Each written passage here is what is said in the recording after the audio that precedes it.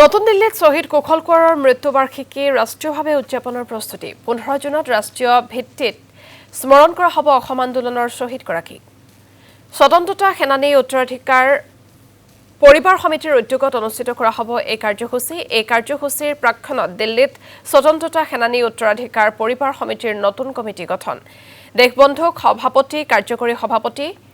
দ্বিজেন্দ্ৰ মোহন শৰ্মা আৰু সাধাৰণ সম্পাদক হিচাপে জিতেন্দ্ৰ ৰঘুবংশীক দায়িত্ব প্ৰদান কৰা হৈছে স্বাধীনতা সংগ্ৰামত অসমীয়াৰ ত্যাগক ৰাষ্ট্ৰীয় প্ৰেক্ষাপটত দাঙি ধৰাৰ উদ্দেশ্যে এই কাৰ্যসূচী হাতত লোৱা হৈছে শহীদ কুশল কোঁৱৰৰ মৃত্যুবাৰ্ষিকী আমি শহীদ দিৱস হিচাপে পালন কৰোঁ এইবাৰ 83 সংখ্যক মৃত্যুবাৰ্ষিকী শহীদ দিৱস আমি ৰাষ্ট্ৰীয় ভিত্তিত নতুন দিল্লীত পাতিবলৈ যোজা কৰিছোঁ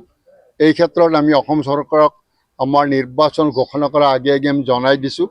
যে এই চনত ৰাষ্ট্ৰীয় ভিত্তিত নতুন দিল্লীত শহীদ কুশল কোঁৱৰৰ 83 সংখ্যক মৃত্যুবাৰ্ষিকী আমি উদযাপন কৰিম সেই উদ্দেশ্যে আজি ইয়াত সমগ্ৰ ভাৰতবৰ্ষৰ প্ৰতিখন জিলাৰ প্ৰতিনিধিক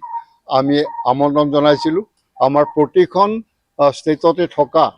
মুক্তিযুঁজাৰু সন্মিলনৰ বিষয়ববীয়াসকল আহিছিলে আৰু প্ৰত্যেকে অংশগ্ৰহণ কৰিছে